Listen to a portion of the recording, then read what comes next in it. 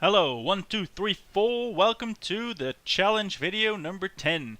We are looking at Kerbin today. After a few episodes around Duna and Ike, our hero there is still waiting for his transfer window back home. And we are going to work this episode on resupplying the Safe Haven space station. Here in the life support monitoring screen, we can see it has 58 days of life support remaining, but here in the Kerbal alarm clock we can see the wait until the long-awaited science particles return home is at least 160. So our first next interesting move happens then, and I think it's Bob or Bill, one of the guys anyway, won't live that long, so we're gonna resupply him. Built a very simple spaceship here. It's unmanned, it carries supplies and a docking port. That's pretty much it. Now, the one complication here today is that this thingy is unmanned. We are working with remote tech. There is no communications network around the planet, so we can control the ship like roughly from here to here. That makes rendezvousing a little bit more complicated than usual. First things first, let's set the safe haven as a target, and let's have it time warp a little bit around. What I'm going to do is I'm going to try a very steep ascent, and then just immediately rendezvous with it above the Kerbal Space Center. My zero mathematics approach leads me to believe that this is a fairly good position to launch. Let's see if that's actually accurate. Here we go. Solid boosters throttled at 50%. That provides a thrust to weight ratio on liftoff of about 2, and now that the fuel starts burning out, that's rapidly increasing to higher numbers.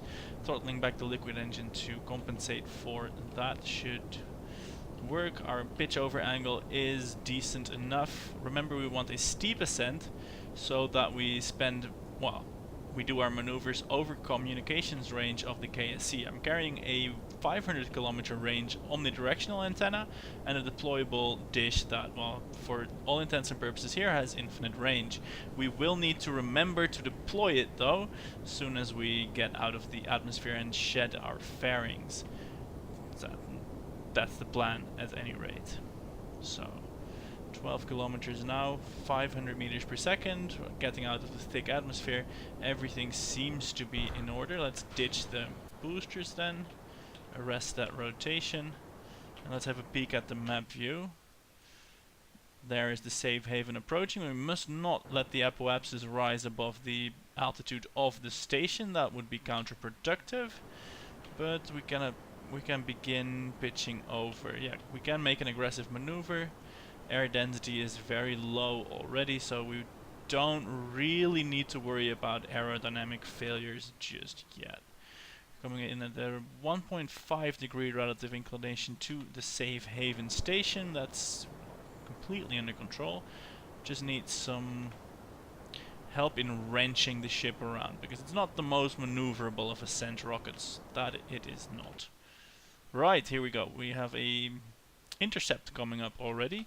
This means I need to cut my engines and turn horizontal because I don't want to overshoot. Let's ditch these things and also deploy one of the antennas anyway. Target mission control with that, so we can maintain control for a little bit longer. So 56 kilometers. Relative speed is of course still pretty massive at 1700 meters per second. Let's treat this as a regular old rendezvous by burning this way. Will we make that in the minute or so we have? I think this could work out pretty well. Additionally, if it doesn't work out, we're gonna be within a very small amount of kilometers there. But then we would be traveling at a relative 1500 meters per second. That's not good. Anyway, if we don't make it here, we'll establish a more permanent orbit that will likely as not have a rendezvous here again anyway, because the orbits will inevitably be very, very similar. So if we don't make it on the first pass, we have a good shot at trying it on the second. Let's see, can we see our spaceship partners. Yeah, this is still 2 kilometers. Relative speed is a lot lower already, so we might wait until then. But this would be at a fairly downward trajectory, so really dangerous. So I want to increase my speed a bit more, really. Can probably just burn out this first stage and do the rest on the resupply vehicle, really. This carries fuel intended to resupply the station, but of course there's no shame in using up your supplies to actually get there. Let's see, can we not see it yet? Wow, this is actually turning out to be a really nice rendezvous. 5 kilometers separation. Relative speed is getting really low already. This is 10 kilometer separation. We can wait until there to kill the rest of the speed. Yeah, I think we can. So let's... Oh no, we can't, because there we won't have radio coverage. Oh, almost made a capital mistake. We have to establish orbit here. That is mandatory. Let's see what this rendezvous then does. This looks really good, but we will crash and burn here. So we are going to burn radially a bit. Or no, we're just going to burn a little bit more. So that we... No, I need to burn straight up. Let's do that. Do I still have time to make a lengthy turning maneuver? Yeah, I think so.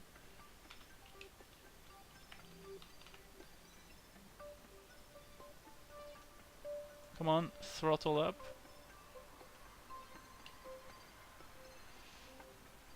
Alright, everything is getting really screwed up now.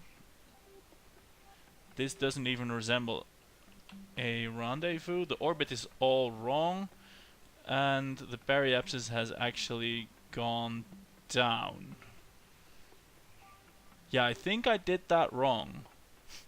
I needed to burn the other direction. Let's try that now. Oops, completely mucked that up. Here we go, now at least the periapsis is increasing again. The only goal we have now is to get this out of the atmosphere, and then we can work on a workable actual rendezvous on our next pass around. We have solar panels, we have batteries, that should all be very possible. Right, 70 kilometers, wonderful. Let's raise this until it's the same height as our rendezvousing target. And then probably, because the planet will rotate a bit, we will regain control shortly after our periapsis here. And that means we can then set up a proper rendezvous. I think we will be able to do that. Yeah, let's not mess with it any more than we have now and just proceed with a full orbit. Oh god, this is pretty terrible. Let's see what happens when we get back in contact. Yeah, I couldn't have messed a good situation up any worse than I have now. Oh my god. Of course everything would have been solved with a decent communications network in place, but we're too cheap to spring for one of those, so that's not gonna happen. So, let's see. Right, why don't we have electric charge? The sun is visible, is it not? Or did I not actually put any solar panels on? No, there are solar panels. It's just this thing drains more than one of the solar panels generates. Oh right, it's I put solar panels, but I didn't put enough solar panels. Alright. That's a bother. Oh well, that's a pity. We will rename this. Can we still rename it when there is no power? We will rename this. No, I don't think I can actually rename it. Oh well. There's a store of food and fuel now in orbit. And it's out of power. Right. Oops. Can I rename it from here? No. Oh well, at least it wasn't manned. At least there wasn't any rush yet. Anyway, in the vein of short, low definition videos, remember, horrible internet connection, but glass fiber is on the way. I'll limit myself to this one failure, soft failure, no explosions, no casualties. In this episode, check the next video for a new and improved progress missile that, well, will try the same thing really. So I'm Lorenzo, see you around the click to the next video thing. Oh, screw that, just keep watching everything. Bye!